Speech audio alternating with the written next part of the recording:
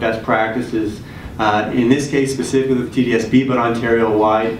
And in terms of best practices, whether it be from a clinical perspective or from a practical perspective, our next speaker has been working with children with autism for a number of years. Janet McDougall. Janet joined Yes I Can Nursery in 1994, has been serving as the executive director of its charitable organization since 1996. She spearheads unique programs at Yes I Can, which are known for exceptional work with preschoolers with autism, including successful inclusion. Janet has received numerous awards for excellence and dedication to in her profession, such as the City of Toronto's Maria DeWitt Award, the Best Local Hero Award by the North Toronto Post, and she is a recipient of a Prime Minister's Award. Janet is an active member serving the community in a variety of capacities, such as a sitting member on the Ontario Early Years Advisory Committee, a past chair of Kids, member of the inaugural governance board of the Georgian Bay General Hospital, consulted in developing the City of Toronto's preschool criteria for best practices, a member of the advisory board for the School of Early Childhood Education at Seneca College, and past president of the Simcoe County Children's Age Society Board. So Janet, please come up and share your wisdom.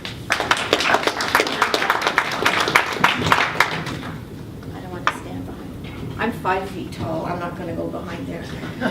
Good morning, bonjour, Ani.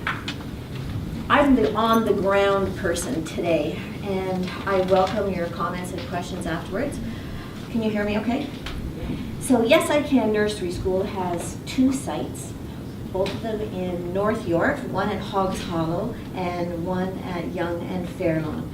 We are a not-for-profit registered charity, and we're 23 years young. Everybody in our team has the same role. We all work with the children that arrive on our doorsteps. We welcome little ones from 18 months of age up to age 6 or 7. We have a Teeny 2 program. We have integrated nursery school programs that we're very proud of, because really when you have autism, the biggest thing that you want to have is a friend. So we work on social communication. We also have classes that are done at various levels for children that do learn differently, specifically children that are on the autism spectrum. I do believe we are the only ones in the GTA that offer these programs. They're called Yes I Can Communicate. And we have them at a junior level. That's the limp picker off the floor who really isn't able to participate in an activity, can barely handle standing beside a friend for peer play. Lots of sensory issues. The next level would be the senior communication class. That's somebody who could maybe make a request. They learn in a different way than the ones that are at the junior level. And then we have our senior class, and that is a social skills class. Yes, I can build my social skills. All these classes are done on a part-time basis. So if you're a junior learner, you would come on a Monday, Wednesday, Friday morning for your morning class, with the expectation that in the afternoon and on Saturday and Sunday, your family would then involve you in community programs where you could practice the skills that you've learned in the junior communication class. We don't put out scissors. There's no hopping on one foot. We work on social communication and school readiness. So circle time in September is about 12 seconds long. By about now, we're up to 10 minutes. And we use an awful lot of visuals. We use visuals for everything. The teachers that come to Yes I Can, part of their wardrobe is a lanyard. And on that lanyard is a stop sign, a tidy up, sit nicely, washroom, turn taking, and they wear these pictures on their body so they can support the children that are needing to tidy up, needing to line up at the door, going to the washroom. It's just part of what we do. I was at the grocery store in Midland the other day, and they had a new contraption there to help serve nuts. So I'm looking at this, and I'm thinking, I'm smiling to myself. I think, here's a picture. Choose a bag, put the bag under the lever, so the word and the picture is there. Pull the lever, tie the bag. And I thought, wow, that's pretty smart. They were not expecting a busload of kids with autism to come in to do that. This was helping us figure out how to get through this particular process. And that is how we do it at Yes I Can. We have visual schedules for everything. We break down the tasks. We have, if you're going to paint, we have a picture out that shows you how you're going to do this activity when you get to the activity. So those are the specialized classes, but the integrated classes where I really think we have the most pride. Because in our integrated classes, we say 20%, but 20–25% of the children that are in the integrated classes are children that learn differently and that have autism. So in a classroom of 24, 20% of that group, we may have 6 or 8 children that are in that class. We also run a summer camp program, and we do a combination of integration in the morning. We actually import some of our integration from kids from Children's Aid Society that don't have a chance to go to camp, or from Thorncliffe Neighborhood Center, kids that can't afford to go to camp. So we give free camps, so we get neurotypically developing children to come so that they can learn and play with the children that have autism. We have an enriched kindergarten class, and that kindergarten class welcomes children that are in JK or in SK. Many families choose to send their children to us instead of the public school system, but also to supplement. So since our claim to fame really is that inclusion, I'm going to ask your indulgence, and I'm going to tell you a story, and hopefully you can visualize it. One of the programs we have at Yes I Can is called Playhaven. It's funded by the government, and it's for children that are medically fragile. So we have this little girl who is ready to come out of that medically fragile program. Her name was Clara. Clara has autism, a syndrome. She was a bum shuffler. She had a heart condition. She had 2 heart operations during the course of the time that she was with us. She looked very different. Her eyes are very close together. She had wispy blonde hair, very sort of senior citizen sort of looking, and she had a trach. She was nonverbal. So Clara was ready to graduate from the Playhaven program, and I brought Daddy upstairs to see the classroom for the nursery school. And Mom was already on board. So Dad comes up, he takes a look around, and it was arts and sensory time. Double-sided easels, 8 kids painting, 24 children in the room, all around, kids doing Play-Doh. It was busy. So Roger looks at me and he says, Claire can't come here. I said, how come? And he goes, because she can't stand up. I said, well, she can't stand up today, but we'll bring the painting to the floor for her until she's ready to stand up at the easel. I got him. So September rolls around and Clara arrives in the classroom. I was a little nervous, but I thought, okay, this is a good test. We're going to teach the children spatial relations. I didn't want Clara being stepped on. So she was still a bum shuffler.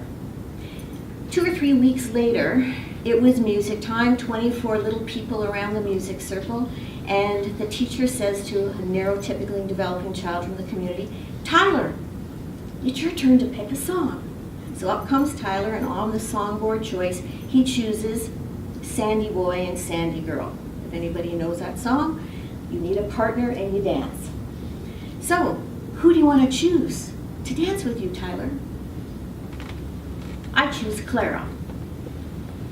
Okay, the teacher says, Clara, come on up. There are bum shuffles into the middle of the circle. Teacher whispers to Tyler, why don't you get down on your knees? Down he goes, and he reaches out. He takes her wee hands, and everybody sings and claps, and Clara is just beaming.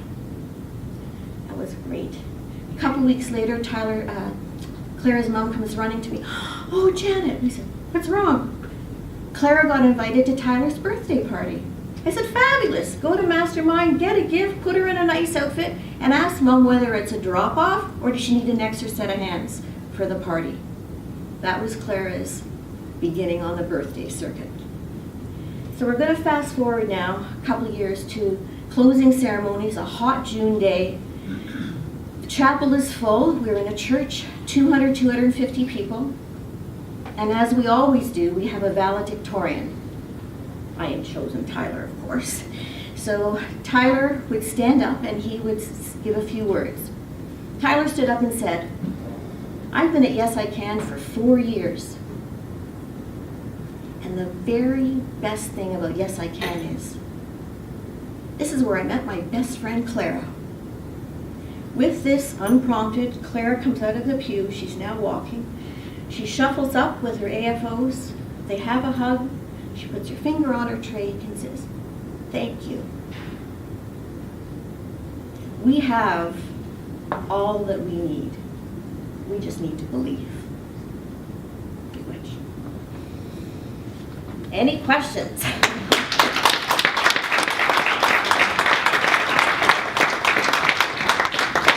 I think from my perspective, just listening to what you're saying and how you interact with the kids, I mean, how much of what Janet's already doing reflects a lot of the CBT work that psychologists and EAs would be implementing in the other regions, in Hamilton and Singapore.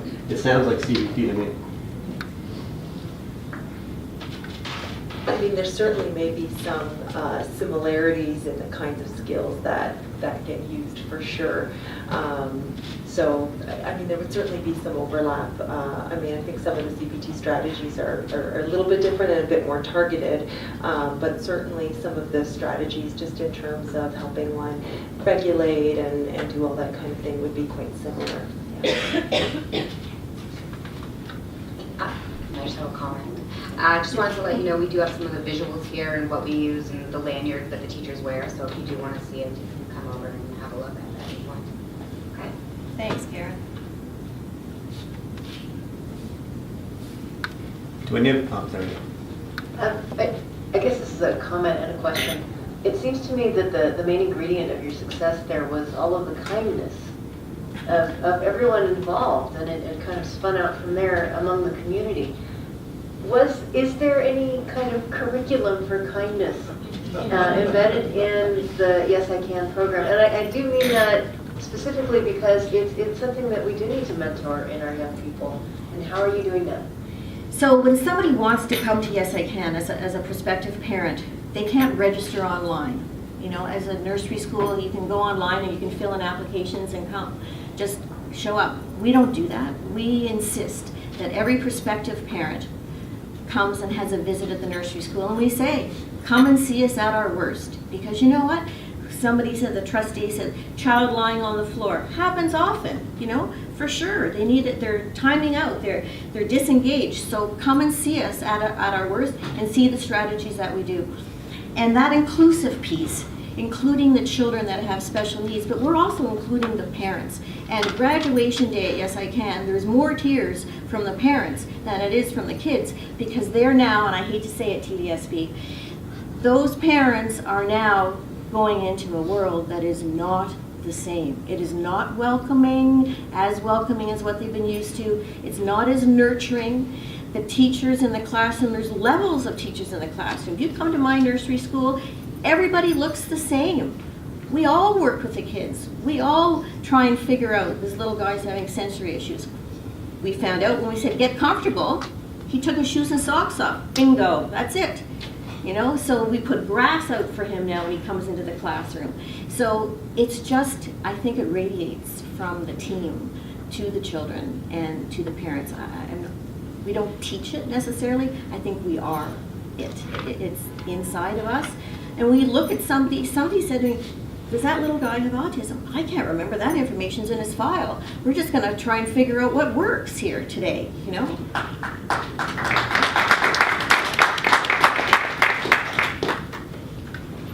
I just wanted to comment. I mean, I think that's an important point that you're making. I mean, I think what you're doing is wonderful in terms of inclusiveness of the children. Certainly some research has shown that kids with ASD in inclusive programs certainly have a lot more social isolation, there's more bullying, so there's certainly a lot of negative consequences. So I think your point is a good one in terms of how do we now approach the system in terms of inclusiveness of all children with all kinds of learning difficulties, and how do we build that into our school system. And again, to the point to the gentleman earlier who talked about the child who didn't speak English, but communicating with him in Russian. I mean, here's a child who really wanted to connect with somebody. So again, really thinking about this as an issue and how do we bring this into the school system so that all kids are included? I think it's an important point. And look at the difference in terms of that little girl now having a best friend. I mean, that's huge. A lot of the kids just want a friend. And what a difference that makes, not just for kids with disabilities, but for all kids to have somebody that makes an impact on their lives. And Tyler's going to be CEO of a company one day, and he's going to remember Clara, and he's going to be far more welcoming for employment opportunities within his business. So it's really, inclusion isn't just good for the children with special needs. I think as a society, it's our duty and our obligation. We all belong. We are one Ontario. We are belonging together. So we need to figure out how to make it work. Okay.